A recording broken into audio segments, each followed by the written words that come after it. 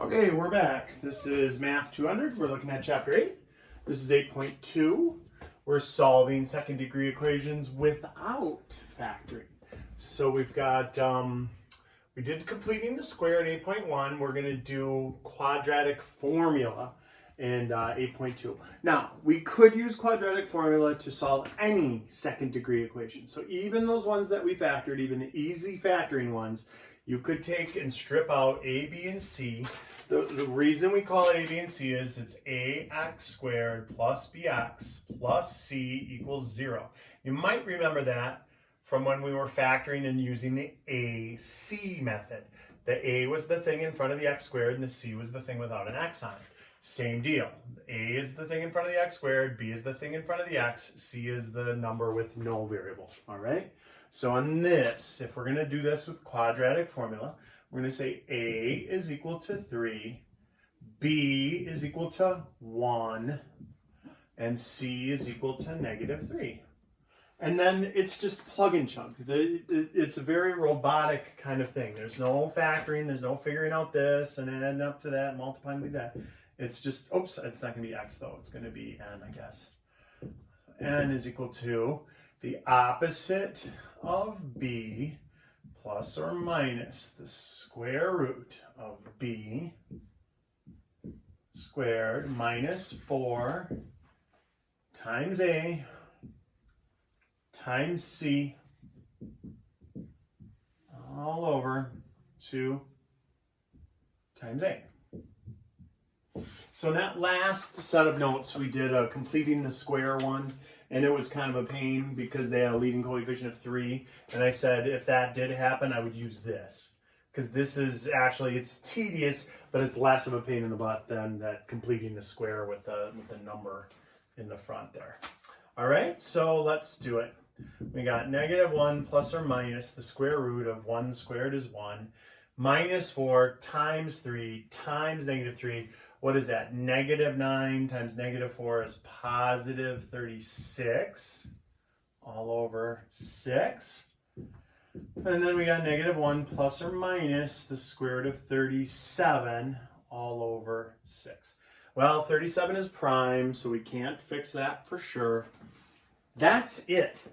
These are our two solutions. If we were interested in finding an approximation, like a decimal approximation out to 3 places or something, we would say -1 plus the square root of 37, which is a scooch more than 6, and whatever that is divided by 6. And then we take -1 minus the square root of 37, and whatever that number is divided by 6. And then those would be our two solutions, but they would be decimal approximations. So since they don't ask for that, you get to just stop when it looks like this, which is nice. Because, you know, we put them in, we worked it out a little bit, and we were done. If this was a 36 instead, we'd have about another 4 steps, because then we'd have to take the square root of 36, add -1 to it, divide by 6, and then subtract and with -1 and divide by 6. So don't worry, we'll do one with all the steps in it. That's coming up. That's number 3. So here, number 2 is just as easy. On the next page, we've got 11n squared minus 9n equals 1. Okay, so before you identify a, b, and c, you got to get it equal to 0. So this needs a little fixing up. This looks like it's ready for completing the square. I'd have to divide everything by 11. But that's how it looks when you're completing the square to find that missing number. That's not how it looks when we're doing quadratic. We want it equal to 0. So here goes. We got 11n squared minus 9n minus 1 equals 0. So a is 11, b is -9, c is -1. And then it's just very mechanical. The opposite of -9 plus or minus the square root of -9 in parentheses squared minus 4ac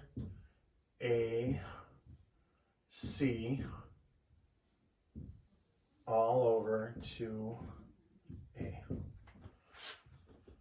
So what do we have? We have 9 plus or minus the square root of 81 plus 44 over 22. And then if we look at that, oh, that's not going to be easy. Here, we're going to pull that all the way up here. We got n is equal to 9 plus or minus the square root of 81 plus 44 is 125. Or 22. And that's a great answer, but it's not quite done, because if you're going to leave it like this, which we are with square root, it has to be in simplest radical form. Simplest radical form. Or I think this book calls it simplified radical form. SRF. That means we're going to break that into perfects and leftovers.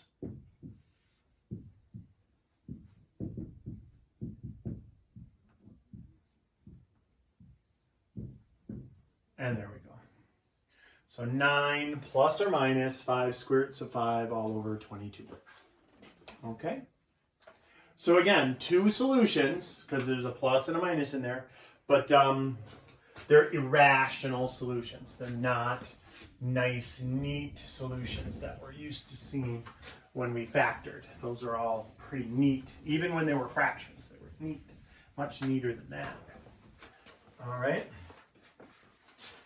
Let's look at the next one. So number 3, yeah, I don't get this. X squared plus, I mean, I understand how to do the problem. But when you look at the book, they say, hey, do that. And so if you are working on the online homework and you say, show me an example, don't take the example on this one. They call A 1/8, B 1, and C negative 5 halves. All right, one of the first tricks I showed you with doing equations is when we're looking for zeros, which we are, you multiply everything by the LCDs. I'm going to take the LCD here is 8. I multiply both sides by 8. And what that's going to do is make this 8 over 8x squared plus 8x minus 40 over 2 equals 0. Anything times 0 is 0. And now look, this is what we have. We have x squared plus 8x minus 5 equals 0. That's a lot easier to work with.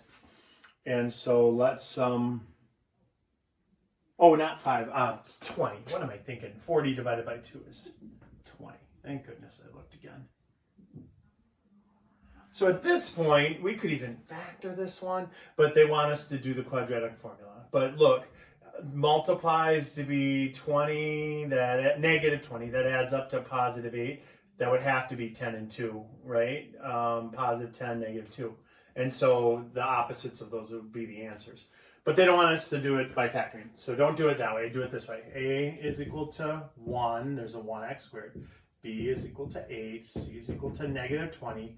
And let's put it into this equation.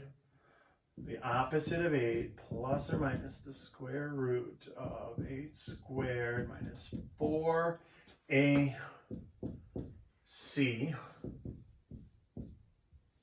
all over 2a. So negative 8 plus or minus the square root of 64 plus 80 all over 2 is x is equal to negative 8 plus or minus the square root of 144 over 2. That would be a great answer, except the square root of 144 is perfect, which means I can fix it, which means there's going to be more steps, because look, negative 8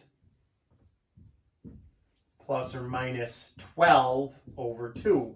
Well, now it goes with the 8, so I can split it into two camps. I can say x is equal to negative 8 plus 12 over 2.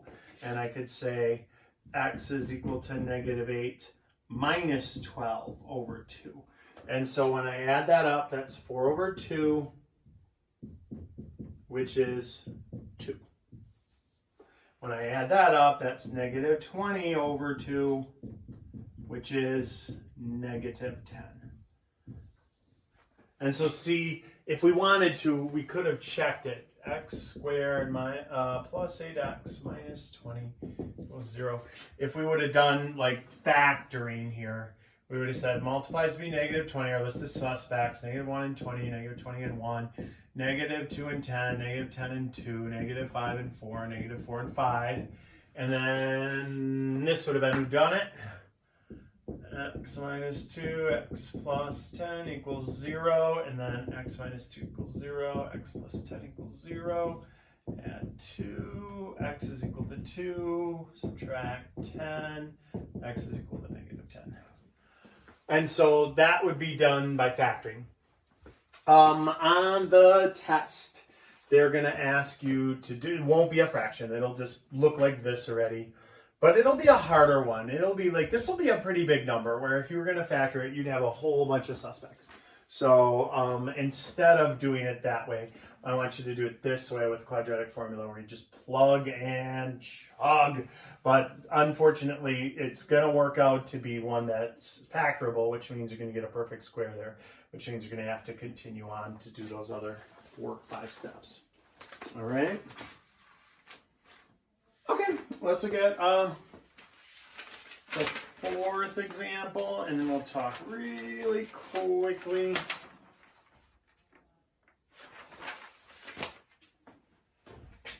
about discriminants and graphs.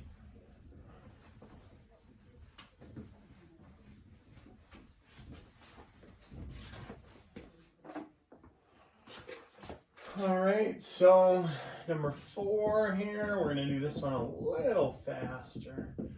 Negative 30, so x squared plus 6x. Add the 30 over to this side, plus 30 equals 0. So x is equal to 1, not x, a is equal to 1. I'm going too fast. A is equal to 1, b is equal to 6, c is equal to 30. So x is equal to the opposite of 6 plus or minus the square root 6 squared minus 4ac all over 2a. So again, thanks to chapter 7, we know what to do when we end up with a negative inside of a square root, right? 36 minus 120, that's a negative. That's a negative 84.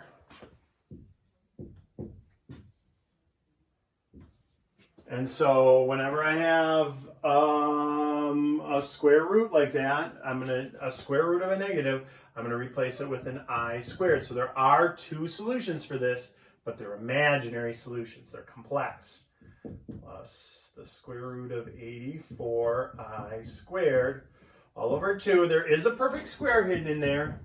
Probably the one that you're thinking of at 4, right? 4.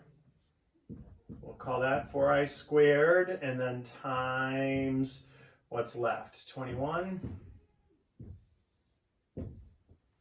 And so, oh boy, this one's not ending.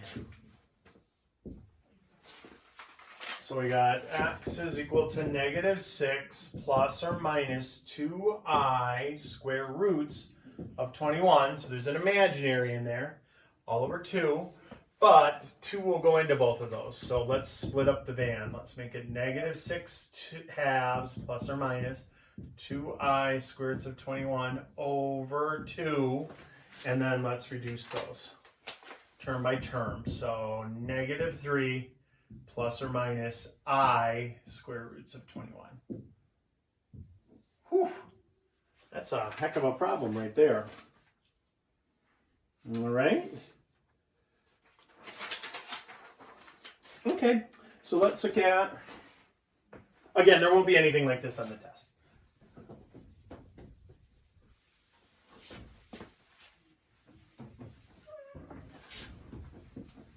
That's for the homework, online homework. All right, so when we look at page 6 in the chapter 8 notes, we got this going on.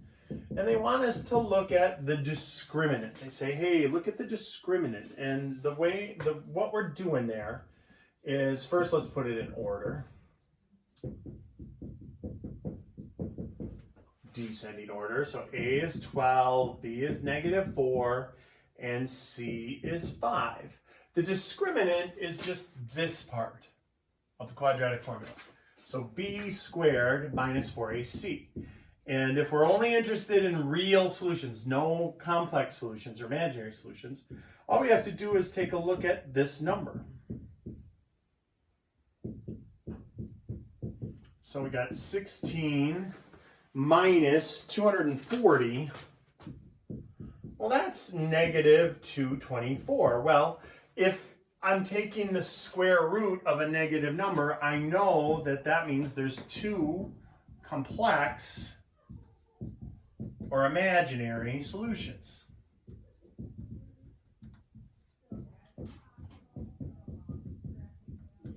All right. If we take a look at, oh wait, that isn't number 6 though. That's the first example. And then the second example, they got 2x squared minus 7x minus 4 equals 0. So again, A is 2, B is -7, C is -4. And so if I look at just B squared minus 4AC, it's going to be 49 plus 32 is 81. So I know this is going to have two real solutions. Because I would be taking the square root, remember, this is the thing under the square root sign. So if I'm taking the square root of a positive number, I get two real solutions. Now, since if we recognize 81 is a perfect square on top of it, you could even say rational, meaning like it'll be a neat fraction or a whole number. All right. And let's look at, they've got the pretty pictures then. Two solutions, one solution, and no real solutions. If you looked at the graphs, again, I have the graphs already on there for you. We're not really focusing on solving using graphing until you get, with second degree things, until you get to college algebra. So that's just for funsies. The parabola hits it in two spots, two real solutions. If there's one real solution, there's one distinct solution. It's called multiplicity. That's when you have like x plus 5 times x plus 5, the same thing twice. And then if it doesn't hit it at all, it's two imaginary solutions. So let's look at the word problem. They've got a pretty picture for us. They call that x plus 20. People are cutting across the lawn, 50 feet there. And so if we think of this as Pythagorean's theorem, we got this thing squared plus that thing squared is equal to that thing squared. So x squared plus x plus 20 quantity squared equals 50 squared. And so x plus 20 squared is x plus 20 times x plus 20. That's going to be big. X squared plus 40x plus 400 equals 2500. Then combine up like terms. So we got what? 2x squared plus 40x plus 400 minus 2500 equals 0. All right? If we minus 2500 from both sides. And combine the like terms, 1x, 2x squared. All right, so then we got this 2x squared plus 40x minus 2100 equals 0. I'll factor out the 2. That'll make it a little easier. Not lots, though. So we get x squared plus 20x minus 1050. So see, this is, even if this was factorable, which it's not, that would be really hard to find because it's a really large number. And so like writing the list of suspects for that and trying to get it to shake out to be 20, that would be difficult. So you don't have to worry about the 2. If we're looking for zeros, you just say A is equal to 1, B is equal to 20, C is equal to negative 1050. And let's see what that works out to be then.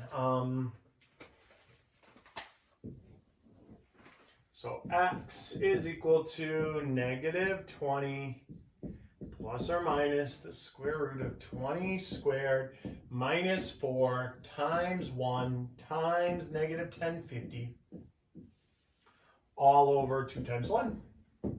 So negative 20 plus or minus the square root of 400 plus 4200 all over 2. Negative 20 plus or minus the square root of 4600 all over 2. 4600 is not a perfect square, but we're going to do an approximation for it. We'll call it, the square root of 4600 is about 68. We'll call it 67.8. We'll go to tenths. Because we're just finding how far it is when they cut across the grass. All right. So what is x then? We got two answers. We've got, let's split that into two. We've got negative 20 plus 67.8 divided by 2. And negative 20 minus 67.8 divided by 2. And now that might be behind his arm, but I don't care because the negative we're going to throw away. It's a negative. We're talking about lengths. So that one's garbage anyway. That one, not garbage. So what does that shake out to be? 47.8 divided by 2. And so we cut that in half. And that is 23.9 feet. And so I think they said, how much are you saving? What do they say? Nearest foot. How many feet of walking distance a student saves by cutting across the grass? So then what we would do is take this amount, 23.9 plus 23.9 plus 20, so that's 43.9. Add it up. That's 67.8. And then if they cut across the grass, it's only 50. So minus 50. So by cutting across the grass, they are saving themselves 17.8 feet.